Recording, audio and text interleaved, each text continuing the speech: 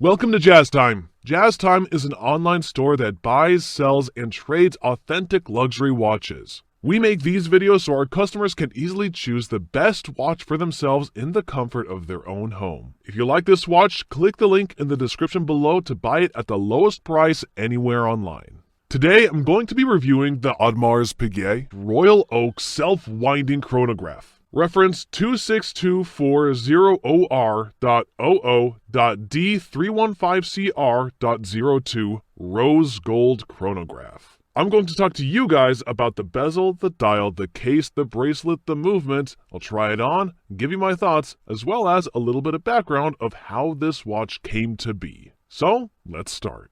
This is the Royal Oak line. It's not the 50th exact anniversary, but this model year was produced during the 50th anniversary. The Royal Oak itself was released in 1972. 50 years after would make it 2022, and in 2022, last year, this watch was made, a 50th anniversary version of it. The only difference between the 50th anniversary and this one, which is the 51st year, is that the 50th year had a 50th rotor on the back, where the movement is. This one does not, as it is a 51st year. But again, this specific model came out 50 years ago after its original in 1972. And of course, there have been some things that have been changed to make it updated in the past 50 years. Now, let's first talk about, we said we'll talk about the dial. So the dial actually, AP decided to do what they call the new blue 50th. It's the color that is the same blue that AP used in 1972. Very cool. What a great way to pay homage to a legendary watch than to use the exact color that they used for the very first Royal Oak. So I think that's pretty cool. Now, the dial has this grand tapisserie dial, and all that means is that it has these little waffles, so it looks like a sort of waffle cutout. It's called the Grand Tapisserie, but now it's smaller. If you look at this tapisserie, it's called Mega Tapisserie, which is much bigger. Makes sense because Royal Oak is a smaller of the two watches. Now, the dial has been reconfigured as well in this chronograph. If you compare it to the older version, in that the subdials you see here at 3, 6, and 9 are all the same size. And that's because the movement has also been changed. When the movement was a different movement, a movement that didn't fit this watch, the subdials were all different sizes. Now that the movement has been updated to fit this watch, now that the movement has been updated to a very excellent movement, an in-house movement actually, it's been made so that all the subdials are the exact same size. Which, in my opinion, and many others as well as AP, makes the watch look much better. It also pushes the date out toward the periphery, towards the very edge, as you can see here. The date wheel was pushed out between the 4 and 5 at the very edge. Before, when the movement was too small, the date wheel was pushed towards the center and made it look, honestly, quite awkward. Okay, the hour markers have actually also been adjusted. Now, they used to be kind of skinny. Now they've flattened them out and made them look a bit wider so it's much more legible. And if I had the other on the same side, you could tell, but if you want to see, you could simply go to jazztime.com and take a look at it there. The older version, the hands were much skinnier and so were the hour markers. The logo also got a bit of an update. Instead of saying A, the logo's underneath the 12 o'clock between the 11 and 2. Underneath the 12 o'clock position, they used to have AP's logo, and they don't say Audemars Piguet in white lettering. It looked good, but not as good as this. This way is much better. They just put the simple words Audemars Piguet, which of course is the name of the brand. They don't put any other logo, and they didn't put it in white, which I also think is much better. This watch is in gold, and so that's how they put the logo, which is arguably the most important part, or distinguishable part on this watch, which is just saying the name, and they put that in gold, rightfully so. And the gold done here in this gold applied logo is done so very carefully and very beautifully. So that is the dial, and I guess I would also say that the Grand Tapisserie dial, it does not go to the very edge of the dial. The hour markers are printed where it's flat. I'm not sure if they did that on the older models too, but I definitely think it looks really good here. So far as the dial goes, I really have to say Audemars has really done a fantastic job. And even if you look at these subdials, It is kind of hard to notice, but they really spent a lot of time making sure that the subdials are not just flat. They could have done it in flat, but if you notice, there's one circle where the hand goes up to, and then on the periphery, that's where the markers are. Let's say, take for example the 3 o'clock. You see how that it's a 12, 3, 6, and 9. That's on one disc. And then they put the hour markers, the markers on the periphery, and they separate it. So it makes the watch look like it has more depth as opposed to just putting it on one flat disc. It gives it texture and depth, and it looks really quite nice. Okay, and let's talk about the case here. Now, the case is a 41mm case. It is made of rose gold, and a few things I want to bring to your attention is that the polish on the case has been changed from the previous version. I believe this polishing on this case is much better than it's ever been. It makes sense because the watch only evolves to become better and better, and one of those evolutions is the polishing on the case or the beveled edges. Now, when I turn it on its side, you see here, okay, let me turn it to its 3 o'clock side where the crown is, and here you can see the beveled edge. The beveled edge is where it's highly polished. You can see where my finger's pointing to, right? Okay, it's all high polished there. That used to be very small, but now they made it bigger, that beveled edge. And it's larger to give the watch a more slim look, as well as allow the play of light between the satin finish and the high polish to play out more. And if you do compare it to the older version, you'll see why it is so much better now. It's much more uniform, it's thicker. Before it used to taper, and now it doesn't. It's one uniform size. It just looks better. Okay, now let me look on the other side, the 9 o'clock side, where you can see how the taper continues. That's a really beautiful way to display the case, is by making the beveled edges much larger. Okay, so that's the case. Oh, I should mention one other thing, that if you notice, the top of the case is all a satin finish. If you look at the top of it, if you look at it straight down, it's all satin finish. And then if you look at the side of the bezel, it's all high polish. And then again, you see the beveled edge, which I just showed you. It's all high polish, so it alternates back and forth. And that is what really allows it to look like it's shining, like it's glittering, or it has this really amazing display of light when you look at it. I don't think I know of any other watch that does this. Maybe the Nautilus, but I don't think they have nearly done it as well as the Audemars.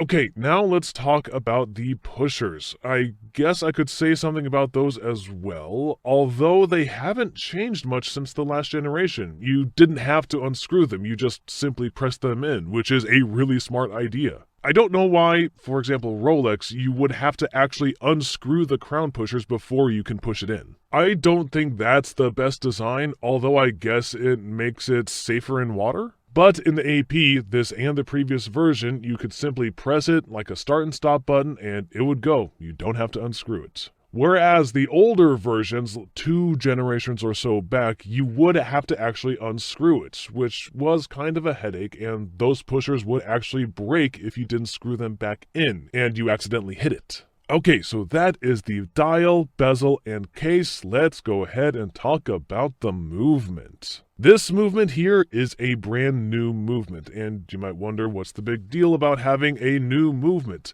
Well, it's like having a new engine. The movement is a caliber 4401. It has 40 jewels, 381 parts, and a diameter of 32 millimeters. Now, to just give some reference on that, the diameter of 32 millimeters in a 41 millimeter watch is, in my opinion, the perfect size. You do not want to have the movement too big. I've seen IWCs that have movements that just completely fill the back. It looks like it's too big. Or you don't want them to be too small. Patek, for example, I think makes their movements a little too small for their watch. In the AP case, the movement was designed to perfectly fit this case. In fact, it was using their code 1159, which was also 41 millimeters, and it was specifically designed for that watch. So fitting a 41mm code 1159 and fitting this one, it just made sense. They're both 41mm, they both do the same function, which is chronograph and date and time. So it makes sense that they would all have the same movement, and it's a very beautiful, beautiful movement. I think this movement, if you compare this movement to, for example, the Vacheron of the overseas, it really blows away the Vacheron. And even if you compare it to Paddock Nautilus 5980, which is a chronograph version, I think this one still looks better. The Paddock movement has been around, and they haven't revamped it for more than, I want to say 15 years. So it's the same movement that they've been making for 15 years, and it doesn't really look great. I think this one looks much, much better than that, than the Paddock, the Nautilus, the Chronograph, or even the Vacheron Overseas Chronograph. So I think Audemars really has the best movement in its class, which is a top class, actually. So in my opinion, it's pretty much the best one. Okay, that's the movement. And as I said before, the movement being out the larger movements, remember I told you at the very beginning, the dial is kind of revamped and the subdials are evenly sized. And the date wheel is out toward the periphery, and the reason it's out toward the periphery is because the movement is updated. The movement is the larger 32mm in diameter, which I believe the old diameter was something small, like 28mm. Now, that might not seem like a lot, but 4mm on 32mm is a 10% difference. So basically, it has moved the date wheel out further. Okay, that is the movement. It does have a longer power reserve. I should mention the power reserve is 70 hours. To give some reference on that, most watches in this class have power reserves of 48 hours, including Paddock. Now, why is that relevant? Well, the amount of power reserve is kind of like how far the car can drive, or miles per gallon in the car. A watch that has a high power reserve means it's very efficient. It's built well. So it can run a very long time on one charge. So it also beats everybody else in that. Vacheron, well, I would say everyone else, let's just compare the big three. Vacheron, Paddock, Audemars. Both Paddock and Vacheron have much, much lower power reserves, which makes sense because AP has redeveloped this movement. So they're the first to change the movement, and so they really beat the other brands when it comes to movements. Now, you might want to talk about brand or image or whatever, but fine, I don't want to speak to those things, but I can tell you from a purely mechanical standpoint, AP has beaten both of them in terms of movement, and probably a lot of other things too. So that's the reason why AP watches are trading for such a high premium. So if you want to buy this watch, click on the link in the description below to buy it at jazztime.com at the lowest price anywhere online. Now let's move on to the final part, which is the bracelet, or the strap I should say. The strap is using this blue leather, and that makes sense because the watch itself is blue, so they've used a blue leather crocodile strap, and what I could say about this, what is so different? Well, of course, the strap is beautiful. Okay, that goes without saying, but what I should bring your attention to is the buckle. Now, Audemars also did a great job revamping the buckle. The buckle before, I would have to say, it really sucked. It sucked because the folding AP clasp could ride up and down using one wrist, as opposed to laying flat in the center of the wrists, and it was kind of flimsy. It was just not very good. It was not built well. And I think, obviously, AP realized that and it wasn't built well, and they built another one, which makes sense now because this one, as you can see, it looks like a butterfly development, where you can open it and both sides pop open. Now, what this does, as opposed to the older version, just one generation before, it allows that buckle to sit in the middle of your wrist where it's supposed to sit. Now, AP did a great job of making this buckle the way it should be. They should have made it like this from day one. Why they didn't do that, I have no idea, but it looks really good now. And not only did it look good, it feels good. The older version of the AP folding clasp, no good. This one, good. Now, APB and AP has even done an amazing job polishing on this buckle. Now, look at the buckle. Even notice the center of it is brushed and the sides again are a high polish.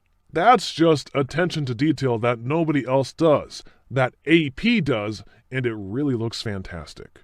Okay, now I'm going to go ahead and try this watch on my wrist and give you my final thoughts. Though I kinda did give my thoughts to you throughout. Anyways, I am 200 pounds, 6 feet tall, and this watch is 41 millimeters. It looks fantastic on my wrist. My thoughts are, it's a bigger watch for those people that are bigger. I would say for a 7-inch wrist or larger. I have a 7-inch wrist. If you're anything smaller, I would suggest you get a 38 millimeter watch just because that watch would be too big for you. But let's just say for a blanket reference, a 7-inch wrist is ideal for this watch. And of course, it looks fantastic. What do I think about it?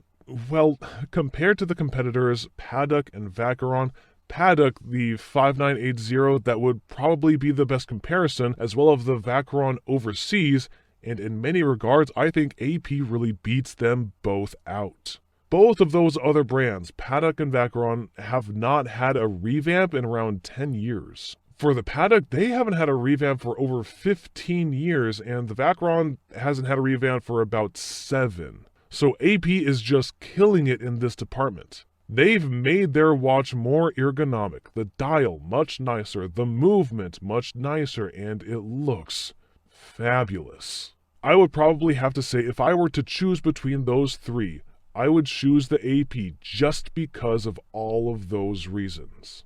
So if you like this watch, click on the link in the description below, go to jazztime.com and buy this watch at the lowest price anywhere online. If you want to find out more about the watch you just saw in the video, you can just click below on Show More to see the full description. Then you can check the link next to model as seen in video, click on it and you will get to the proper page where you can see all the details. If you're watching on a mobile phone, you have to click on the arrow down on the right hand side below the video to see the full description. If you like this video, please give us a thumbs up. If you would like to share this video with your friends, you can use the share button below and share it on any platform you like. If you have questions, constructive feedback, want to tell us about some mistakes or misspeaks, just write a comment below. If you want to see more videos like this, you should subscribe to our channel and visit our channel page where you can find all the videos. And if you're interested in a specific watch brand, you can check out our playlists. If you want to check the price for a watch or want to buy one, remember at jazztime.com you always get a steep discount, so you should check the prices with us. If you want to know the price for a specific watch, just go to Google, type in JazzTime, plus the brand, model and the details you're interested in, and Google will find the right page for you. Thank you for watching.